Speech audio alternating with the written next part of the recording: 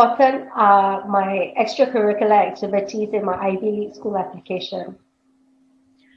So the simple answer is they are very important because grades aside, your extracurricular activities are the way for the admissions officers to know who you are as a person, to see what you're passionate about, and actually the extracurriculars can also extend your academic interest by showing like your interest in the subject, not just in the classroom, but also outside the classroom, right? But that being said, definitely quality trumps over quantity. So don't do an activity just for the sake of doing it. If you're doing something just to put it in an application, honestly, they will realize, they will notice, and that will not look good.